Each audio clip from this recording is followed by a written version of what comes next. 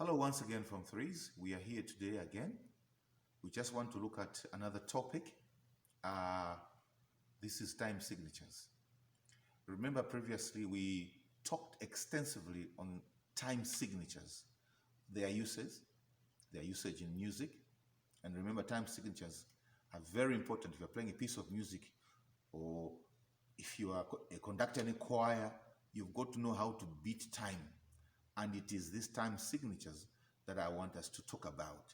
It's very easy work, which we've done, and I think we did a lot of work on time signatures, talking about the top number, what it stands for, versus the number below what it stands for. So let's dive in. The camera will just configure my fingers as I explain things. Just come with me here. Now, before we even talk about how to do it, is that in a time signature you have usually the top number. For example, you have say 24. The time signature here is 24. What it means is that this means 2 quarter note beats per bar, which we have already talked about it. Okay, for example, if you have say 5 lines here, which I can draw very quickly here, 1, 2, 3, 4. You have 5 lines here, and I insert here my time signature. It would look that way. So, and then we have got vertical lines which run across there, the 5 lines which we call the staff.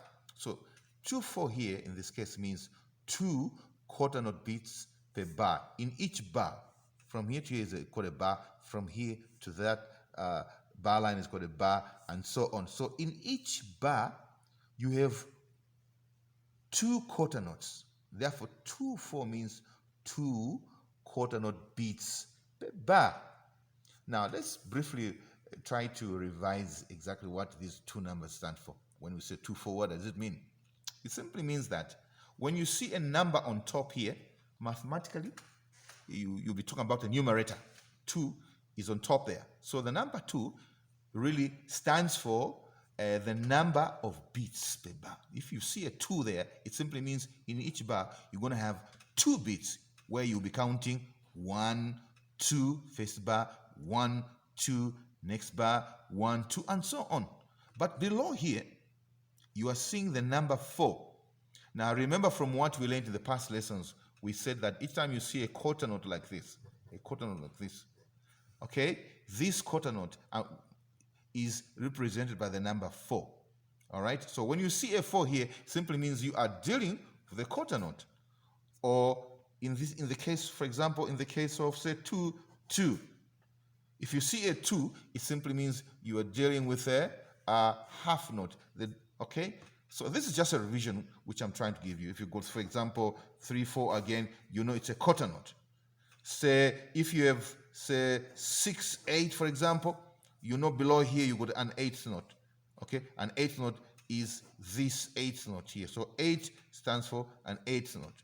So 4 will always stand for a quarter note. 2 will stand for a half note, and so on. It's very easy. So in short, the number below in a time signature stands for the type of beat. Here the type of beat, because we've got 2, 4 below, we've got a 4.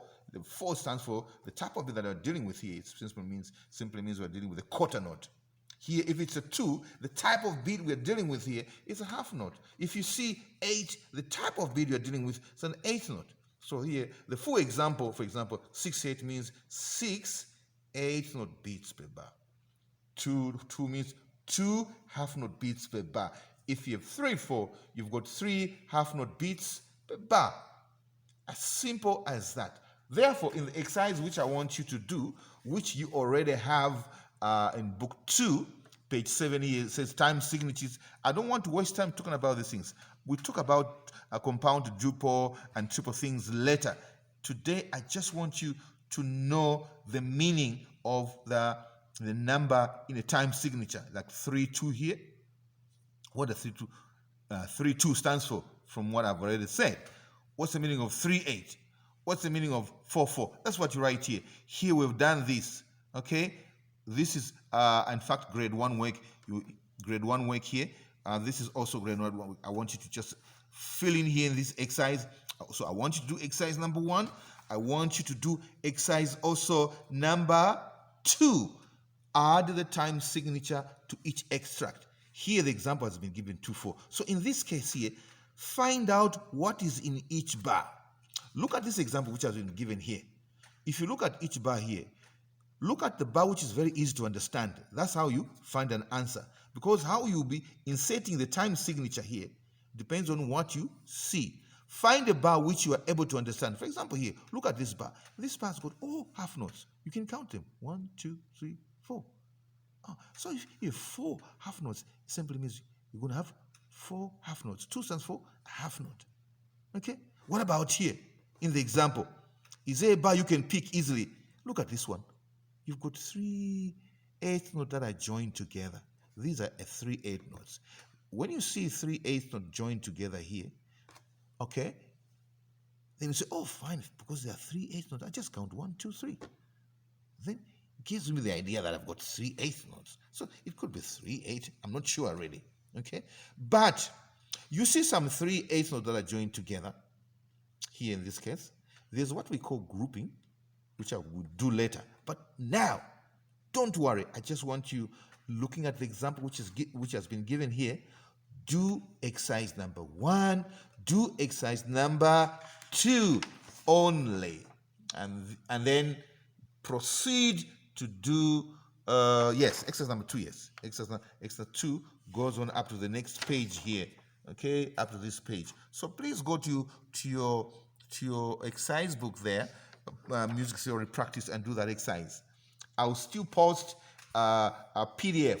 Okay, but if you have, you can make a copy. And I've often said, please, when you're posting your work, copy this and convert it into a PDF. It's very easy for me to manage. So please, I am looking forward. Thank you so much.